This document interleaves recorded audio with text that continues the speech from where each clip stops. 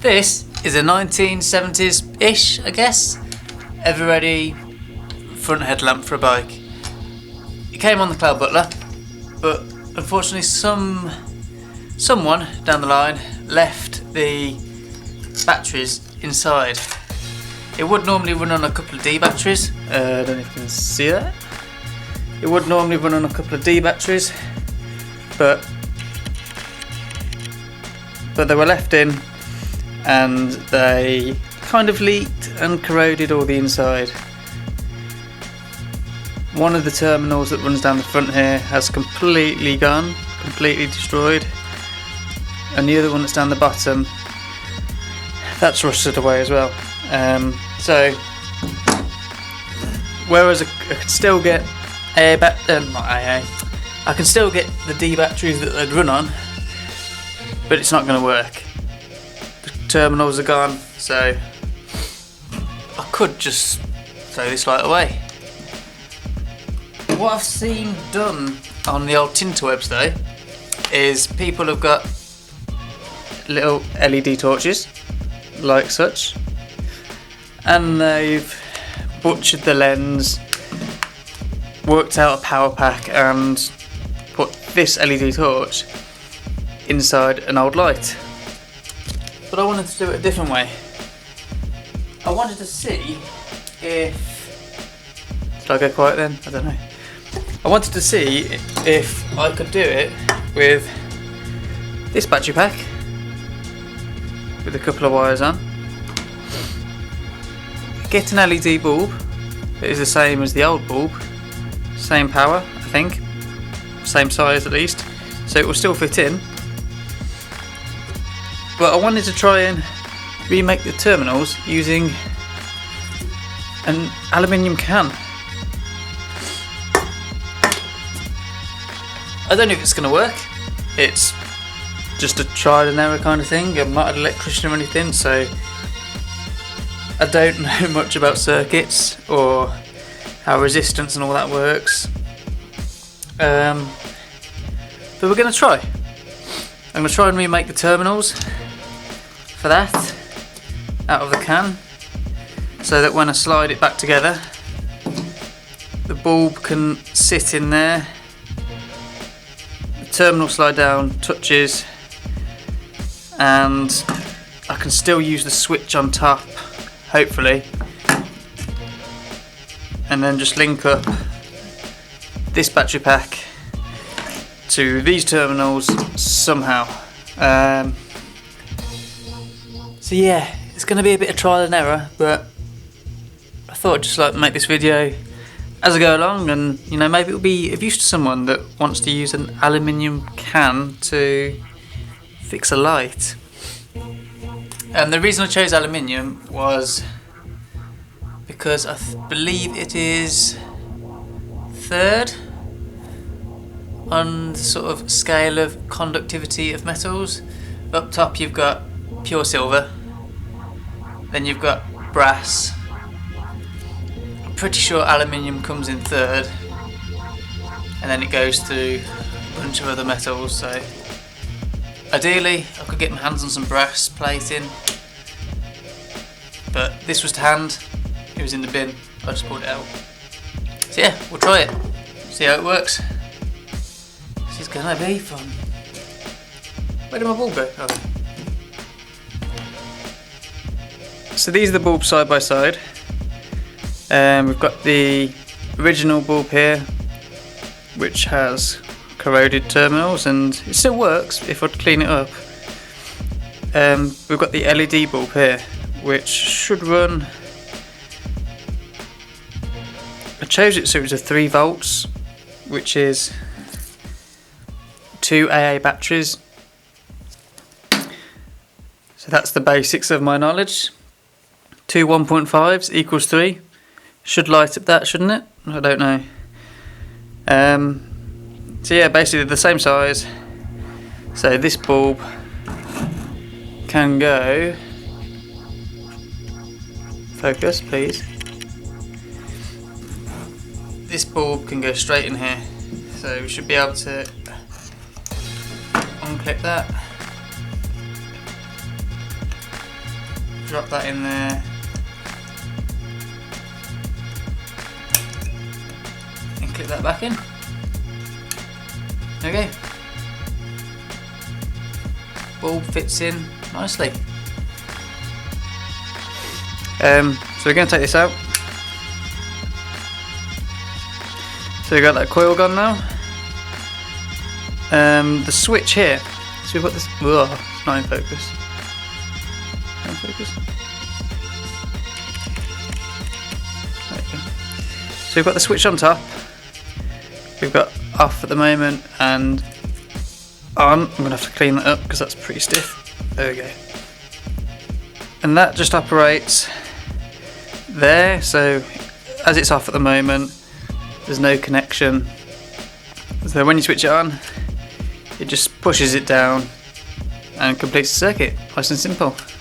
That's why I wanted to try and rebuild it so I could keep that simplicity. Okay, update.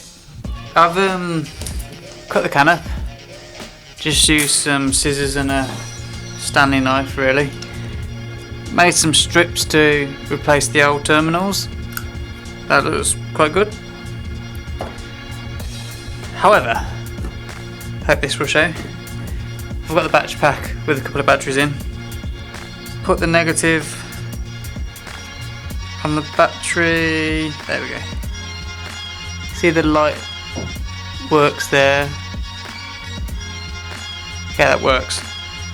So that circuit works. That's with the old bulb, by the way. The LED is really weak, so I don't know if I got the resistance wrong. So I've just got this strip of aluminium. I've got the printed side and the side that was inside the can. If I put that on the terminal inside, okay, one circuit, touch the aluminium, don't have a circuit. I found if I touch the side of the aluminium, where I've made the cut, it lights up. If I touch the top, doesn't. If I touch the side, does. Top, no circuit. Side, circuit. Steel, circuit, or with whatever that is. Side, top. So, it looks like I'm not actually going to be able to use the can like I hoped. I should have thought really, being a food and, well, a drinks can, that it's going to have some sort of protective layer on here, and that is going to stop the electricity conducting. So I'm going to have to try something else.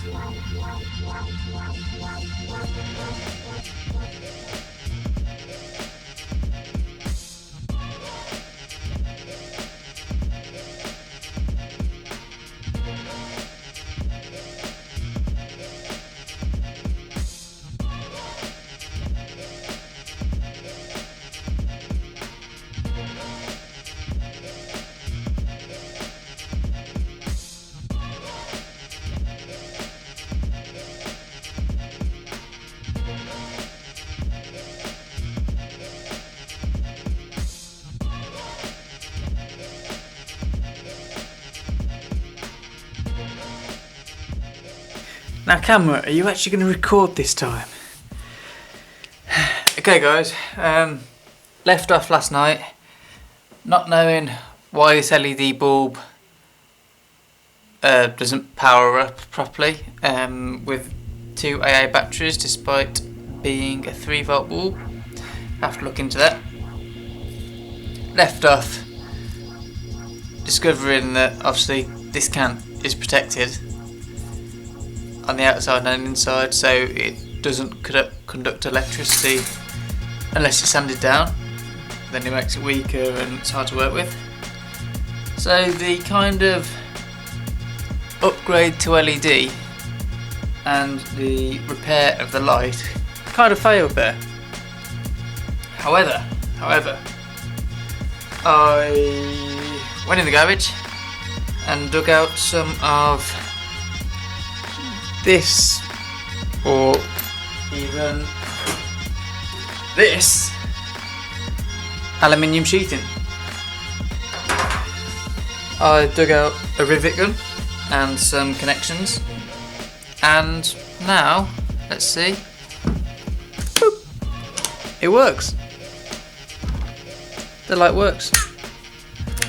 It's not a trick, it's not magic of editing. I've managed to actually get it working. How I did it, if I open it up and zoom in. So this is the inside of it. Firstly, terminals. Whereas this can is what, like 0. I don't know. It's thin. The can is thin aluminium. I've used 0.9, which is raw, I guess, aluminium. It conducts electricity fine wherever you touch it. So I've just bent it round, and then inside you can see I've just riveted on a small terminal and then crimped the wires from the battery pack to it.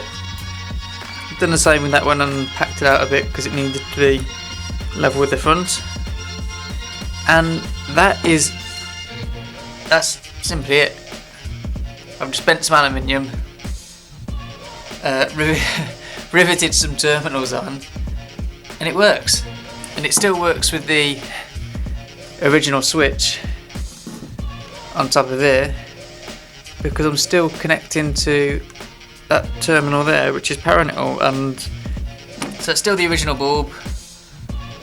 I'll probably have to replace it soon because the terminal on the end is pretty worn. But yeah, that was it. That's pretty much how I repaired it. So job done. It's not what I wanted to do or set out to do in the first place. I did want to upgrade it to LED so it was much brighter than that, but for now that will do. I've got a light that I was gonna stay away working again. For the next magic trick, or for the next project that I do, I've got a set of dynamo lights, chrome bullet style, which I will upgrade to LED once I can work out how to do it. I might do the where's it gone? I might do the LED torch trick and just basically take that apart and fit it into the light unit somehow, but I'll work it out. I'll look on Google's and research how to do it. But for now, this video done. One Eveready light, bodged slash repaired slash bodged. Yeah, bit of aluminium, few terminals, a battery pack, works again. If you like the video, give it a thumbs up, please. Yeah, I'm going to do more of these. I've got a few things to repair, to build, so keep an eye out, and I will catch you in the next video. Thanks guys.